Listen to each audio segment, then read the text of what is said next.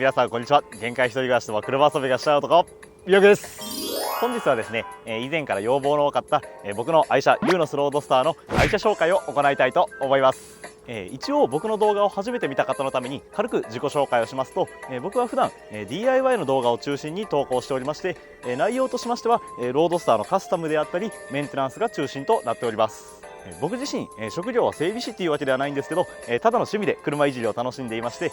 なんやかんやで購入から4年半ほど経ちました。ほぼ全ての箇所を自分自身でいじってきたわけなんですけど、 YouTube への動画投稿を始めたのが約1年半前ですので、動画にしていないカスタムも多々あるわけです。ですので今回はそのあたりも含めて隅々まで徹底的に解説させていただきたいと思います。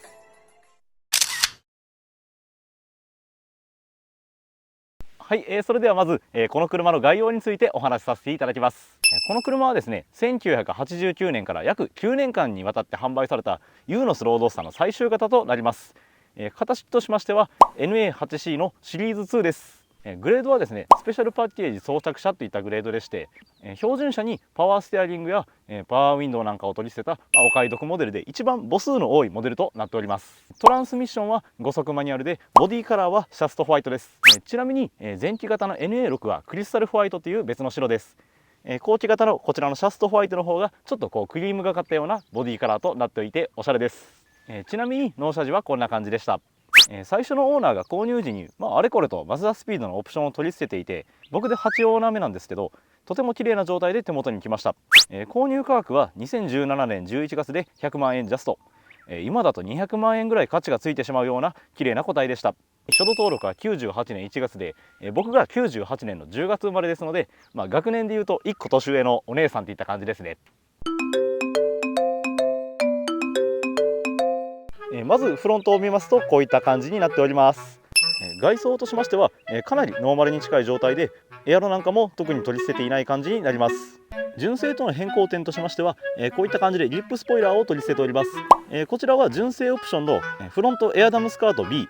通称 B リップと呼ばれるリップですね。結構 NA ロードスターだとつけている方が多いかと思います。そしてこちらもロードスターのカスタムでは定番なんですけど、ナンバープレートを助手席側にオフセットさせております。使用しているステーはクスコのオフセットナンバーステーといったものです。純正の牽引フックに友締めさせるような形になるんですけど、これをそのまま取り捨ててしまいますとナンバープレートが結構こういう感じで斜めについちゃうんですよね。でちょっとそれが気に食わなかったので、自分で足で踏んで曲げて前から見た時にまっすぐつくようにしました。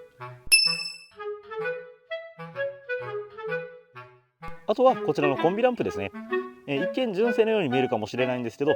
純正ですとこちら側がポジションでこちら側がウインカーとなっております。しかしですね、外観は全く変えてないんですけど、中の配線を加工していて、北米使用車のミアタと同じ光り方をするようになっております。こちらのウインカーの部分をダブルキューを使用しておりまして、ポジションとウインカーを兼ねているといった感じです。こちらのポジションの部分は穴が目立ってしまうと嫌だったので、裏からアルミテープを貼っております。もう本当に全然加工した感じが目立たないかと思います。あとは、こういった透過類があるんですけど、透過類は、もう全ての透過類を文字消ししております。近くで見た時に、すごくシンプルに見えるかと思います。ちなみに夜になるとこんな感じです。ヘッドライトはイエローバルブを使用していて、前後左右のサイドマーカーは点灯するように加工してあります。はい、続きましてサイドに来ました。サイドで目立つのはまずホイールだと思います。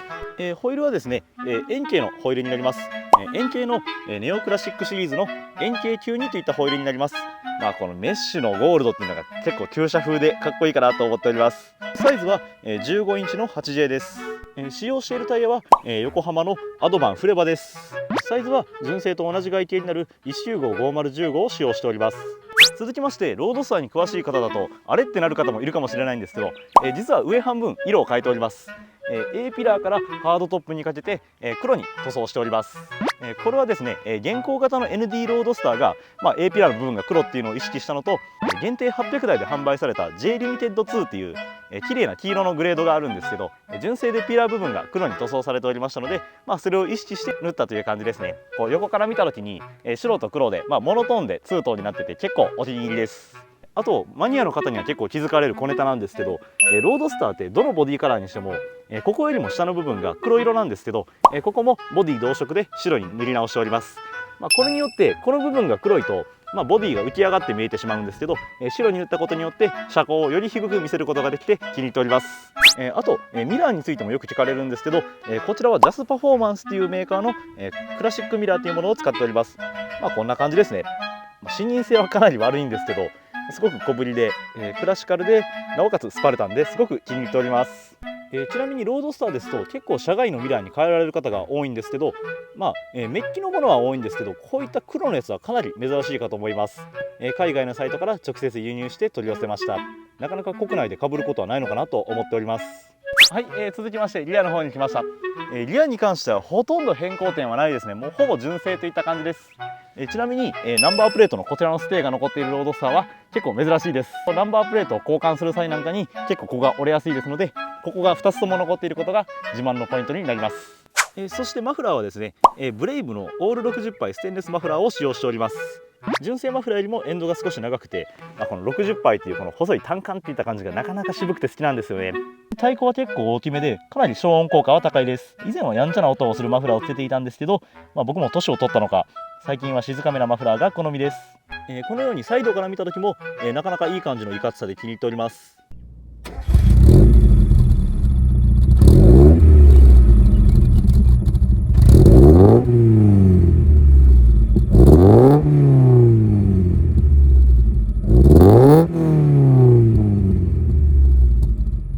それでは最後に車の周りをぐるっと一周回ってみます。こんな感じですね。車高は結構下げているんですけど、それ以外の部分はかなりシンプルに仕上げております。あんまりエアロとかで派手派手な車が好みではないですので、いい感じに渋く作れているんじゃないでしょうか。ちなみに外装はもうこれ以上やることはないかなと個人的には思っております。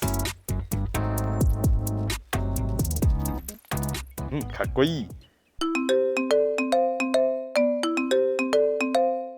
それでは続きまして内装を紹介させていただきたいと思います。外装はかなりシンプルでほぼほぼノーマルみたいなところもあるんですけど、内装はかなりこだわってやっておりますので、なかなか自慢できるポイントが多いです。それでは早速見ていきましょう。まずドアの内側ですね。ドアの内側はこんな感じになっております。純正との変更点としましてはですね、まずもうこのドアトリムのこの生地ごと張り替えております。純正の生地がだいぶと劣化していたっていうのももちろんあるんですけど、こんな感じでかなりシンプルに作りたかったっていうのもあって、もうレザーを貼り直してしまいました。この車はもともとパワーウィンドウがついているグレードだったんですけど、パワーウィンドウが壊れた際にこういった手巻きのものに交換しました。ロードスターのパワーウィンドウというのは結構壊れやすいですので、もう壊れてしまったら部品代も安いですので手巻きに変えることをお勧めしております。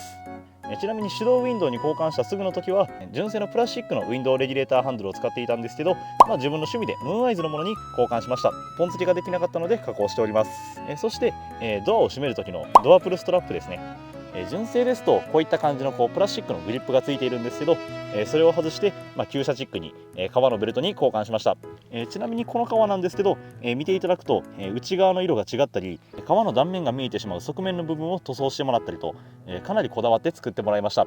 これはイタリアンレザーで、財布などを作って見える、カンパラレザーワークスさんというところに、お願いしてオーダーメイドで作っていただきました。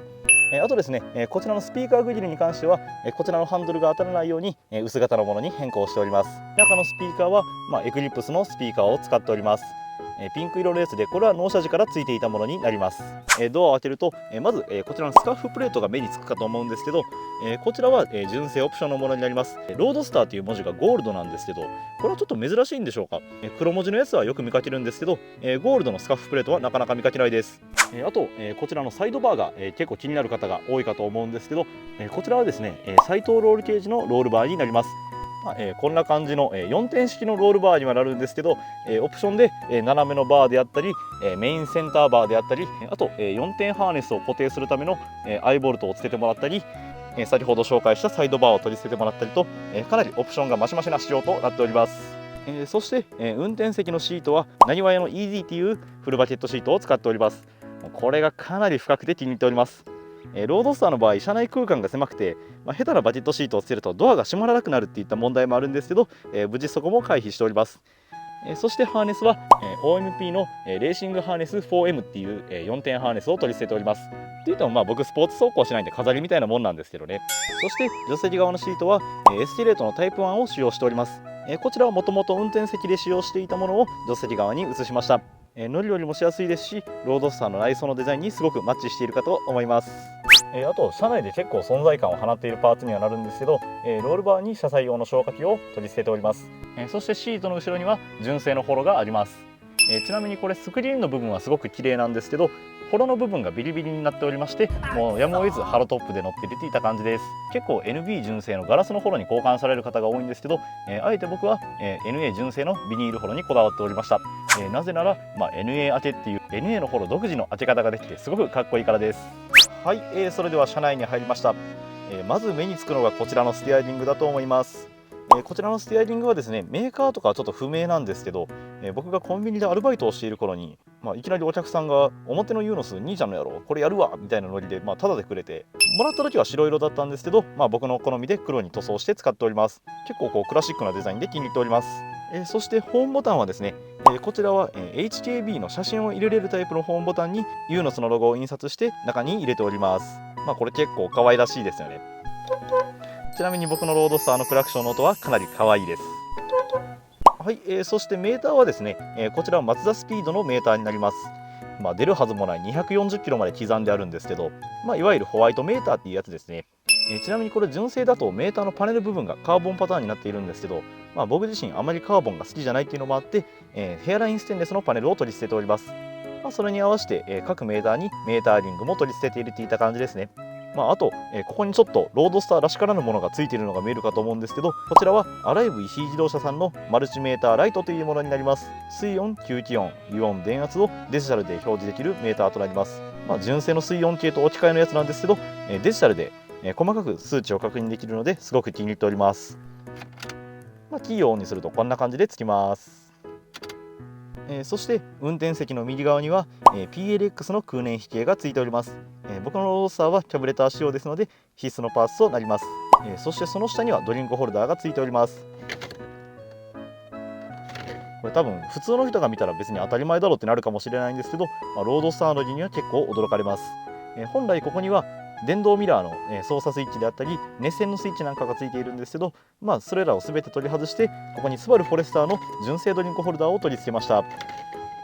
取り付けに必要な金具はワンオフで製作してもらいました。お気に入りです。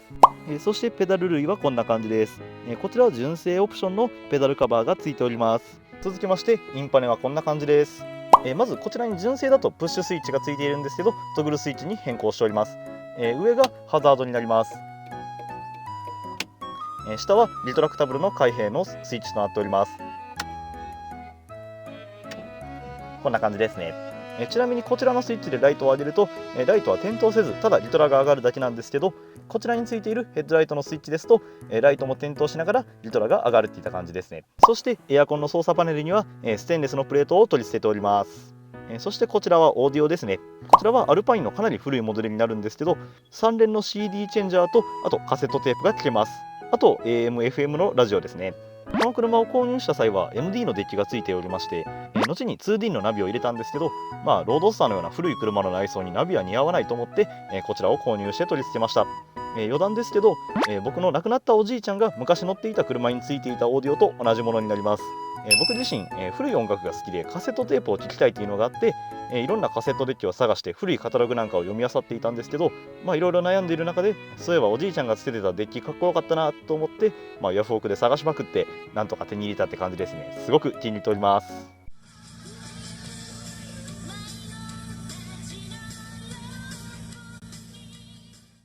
シフトノブとサイドブレーキのレバーに関しては購入した時からついていた社外のものになります。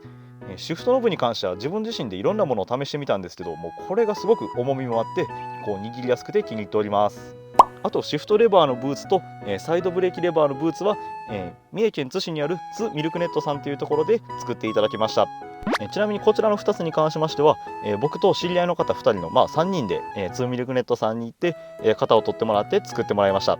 そして、その後に製品化されたわけなんですけど、ツーミルクネットさんのホームページを見ていただけましたら、僕のロードスターの写真が載っております。これすごく質感も高くていいですので、ぜひ皆さんつけてみてください。ロードスター以外の車種も、豊富にラインナップされております。こちらの部分に関しましては、自作で周りを作りました。あとこちらですね。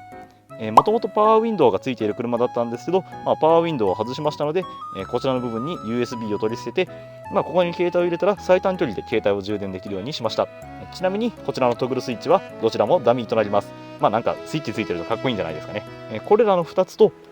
あとルームミラーにぶら下げているこちらのユーノスのバッジは僕が専門学校に通っていた時にレーザー切断機を使って作りました。あとセンターコンソールにはこういった肘置きがあるんですけど、肘置きの下が小物入れになっておりまして、こんな感じでカセットテープがびっしり入っております。一昔前の車ですと CD なんかのサイズに合わせて肘置きが作られているんですけど、ユーノスロードスターの時代ですとカセットテープのサイズになっております。ですのでぴったりとこう閉まるわけですね。あとですね、一般的な NA ロードスターですと、ルームミラーはこの上の部分についているんですけど、シリーズ2だけ、こちらがルームランプに変わって NB と同じように、ガラス側にルームミラーがつくようになりました。あとこちらのサンバイザーなんですけど、シリーズ2だけ NB と同じような1枚ものの長いものがついているんですけど、あえて古いモデルのサンバイザーに変更しました。このようにパカッパカッとこう2分割になってるんですね。こんな感じです。これだとオープンにした時にピーラーの部分からサンバイザーが飛び出さないのですごくスマートに見えます。ちなみに助手席側ももともとはサンバイザーを取り付けていたんですけど、YouTube の活動を始めるにあたってあちらの部分に GoPro のマウントを取り付けました。あとロードスターですと結構ダッシュボードが割れる個体が多いんですけど、僕のロードスターも例外ではなくダッシュボードはバキバキに割れました。ですので、上からこんな感じでフェイクレザーを貼り付けて、割れがわからないようにしました。この作業動画に関しましては、僕の DIY の動画の中でも一番再生回数の多い動画となっております。こちらのクラッシュパッドの部分は純正なんですけど、こちらは後から貼ったレザーになります。あとですね、グローブボックスの中はですね、こんな感じで散らかりまくってるんですけど、この部分に ETC の車載機を取り付けております。グローブボックスの中に取り付ける方もいるみたいなんですけど、あえてこの外側の部分ですね、この部分がもうギリギリのクリアランスになっていて、ぴったりついているって感じです。あれでも ETC のアンテナどこにもついてないじゃんって思われる方もいるかもしれないんですけど、ETC のアンテナはこちらのメーターフードの下の部分に取り付けております。プラスチックは赤外線を通しますので、この下に取り付けていても問題なく反応します。外から見た時に ETC のアンテナが見えるのがすごく嫌でしたので、こういった感じでもなるべく現代チックなものは目立たないように隠してっていった感じで取り付けております。ご覧いただいたように内装に関してはかなりこだわりの深いものとなっております。大人な空間かつガキの作る秘密基地のような遊び心のある内装といったものを目指しております。はい、それでは最後にエンジンルームを紹介させていただきたいと思います。エンジンルームもかなりこだわっておりますので、見どころは多いかと思います。それでは開けちゃいましょう。オープン。じゃじゃん。はい、エンジンルームはこんな感じになっております。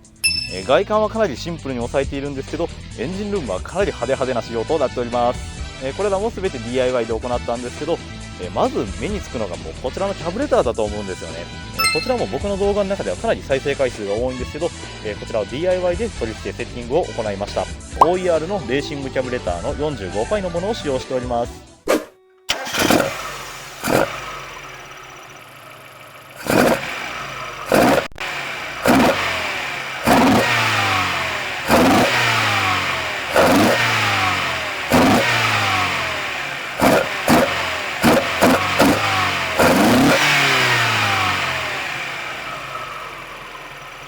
キャブレターのサウンドもすごく好きなんですけど、やっぱり見た目がいいんですよね。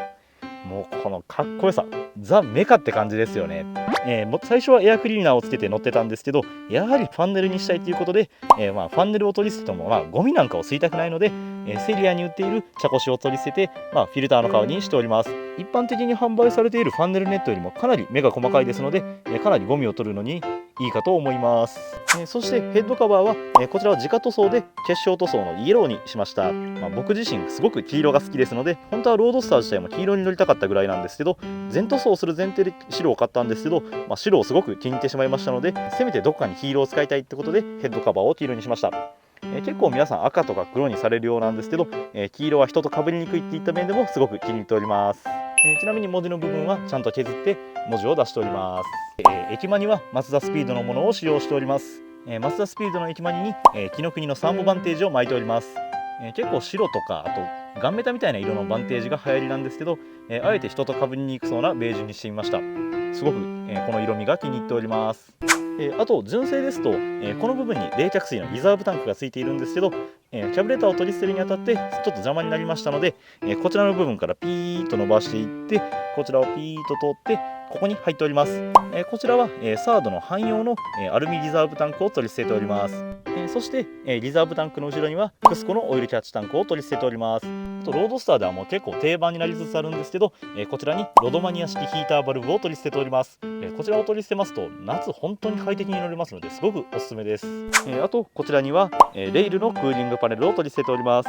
こちらは友人の元ロードスター乗りがロードスターを降りる際に譲っていただきました。バンパーの開口部から入った風が、直接ラジエーターであったりエンジンの方を冷やすように、この辺りから風が抜けないように取り捨てるものになります。もちろんこういった隙間もクッションテープを使用して埋めております。あとこれも結構通な方だとやってる方も多いんですけど、こちらの部分に、ゴムパーツがついていて、端から端まであるんですけど、左右の部分を切ることによって、放熱性を高めております。ぶっちゃけ効果があるのかないのか僕自身ではちょっと何とも言えないんですけど、効果があるっていった意見が多いので僕も切っております。特にここから水が入ってくるようなトラブルもありません。あと純正ですと、左右のアッパーマウントの部分をつなぐ、ストラットタワーバーがついているんですけど、こちらは外しました。サスペンション形式がダブルウィッシュボーンとなっておりますので、あってもなくてもそれほど違いを感じなかったので、外してよりエンジンを目指すようにしました。ちなみに残念ながらエンジン本体はフルノーマルです。中身は何もいじってないです。がっかりさせちゃったら申し訳ないです。あと、サスペンションの形がなかなか独特な形してるって思われた方もいるかもしれないんですけど、こちらはですね、界隈ではすごく有名な上島クリニックさんのクリニック足となっております。それも一般的なモデルとは違って、僕専用に作っていただいた特別仕様となっております。ベースは、ブリッツのダンパー WZR なんですけど、僕の乗り方なんかに合わせてバネレートの変更であったり、トップハットタイプのアッパーマウントに交換してもらったり、とことんチューニングされた足って感じですね。ちなみにロードスターは結構腹回りがボテッと出ていて、車庫端には不向きな車でして、この車高でも結構低い方ではあるんですけど、快適に走ることができます。もちろん段差のきつい駐車場なんかは厳しいんですけど、普通に通りを走る分なんかにはもうバンプタッチも一切せず快適に乗れます。あと勘のいい方ですと気づかれた方もいるかもしれないんですけど、ロードスターは本来ここにパワーステのポンプがついているんですけど、この車にはついておりません。純正のパワーステをもうラックごと取り外して、重捨てのラックに交換しております。僕自身重捨てが好きですので、あえて重捨てにしました。重捨て化したことに伴って、あちらに見えているインタミディエイトシャフトもリジット加工をしておりまして、かなりクイックなステアリングの操作感となっております。重捨てと、インタミのリジット化と、あとこちらのクリニック足、最強の組み合わせですね。めちゃくちゃ運転が楽しいです。結構僕のロードスターはこう見た目にこだわったナンパな仕様だと思われがちなんですけど、走りの方向もかなりこだわって、楽しく乗れるようにしております。外からだと見えないんですけど、実はプロペラシャフトも変更しておりまして、プライベーターのナベイさんっていう方が、製作が販売されております REFP 純正のプロペラシャフトよりもかなり高い次元でバランス取りされた、プロペラシャフトに交換しております。車内の騒音であったり振動が減っておすすめのパーツの一つとなっております。はい、それでは本日の動画はいかがだったでしょうか。内外装だけにとどまらず、エンジンルームもこだわった、僕の自慢のロードスターの紹介でした。いや、ほぼほぼ自慢でした。YouTube を始めた頃から愛車紹介の動画を撮りたいなって思ってたんですけど、なかなか納得できる状態になることがなくて、あとそろそろ撮ろうかなって思うと天気が悪くなったり、あと別の予定が入ったり車が壊れたりっていうので、なかなか撮れずにいたんですけど、ようやく撮ることができてよかったなと思います。僕自身このロードスターでまだやりたいことはいろいろとあるんですけど、ひとまず今が一番まとまっている状態かなと思いますので動画にさせていただきました。このロードスターを買った時は僕専門学生だったんですけど、本当にこれ買ってよかったなと思います。当時はもうカーセンサーやグーネットの在庫車両を全て把握しているぐらいもう毎日見まくってて、そんな中でたまたま新着で出てきたこのロードスターがすごく気になって、どこの県にあるんだろうと思って調べてみたら、まさかの三重県内にありまして、もうこれは見てみようと思って、その日たまたまバイトが休みだったってこともあって学校が終わってすぐに見に行ったわけですね。そしたらですね、予算はオーバーしてるし、もともと NA6 が欲しかったんですけど NA8 ですし、黄色が欲しかったのにこれ白色ですし、買わない理由っていうのはいろいろあったんですけど、最初にもお話ししました通り初度登録が98年1月ということで、同い年ってところにも運命を感じて、これよりも安く同じような程度の車両は手に入らない、同じような程度の車両を手に入れようとするとこれよりも高くなると思って、もう今しかないと思って無理して買いました。専門学校の学費も自分のバイト代で出していたので、もう本当にもう維持するんで精一杯って感じでしたね。本当に苦労はしましたけど買ってよかったし乗り続けてよかったなと思っております。これからも本当に人生の一部として、長く楽しめていけたらいいかなと思っております。今まであまりこういった話をする機会がなかったんですけど、今回改めてこういう動画を作れてよかったかなと思います。もちろんこれからも DIY メインの動画を作っていきますので、今後ともよろしくお願いします。この動画が良かったよって方はぜひぜひ高評価、コメント、そしてチャンネル登録もよろしくお願いいたします。あと YouTube だけじゃなくて、Twitter、Instagram、民からもやっておりますので、そちらの方もぜひぜひチェックしてみてください。それではまた次回の動画でお会いしましょう。じゃあな。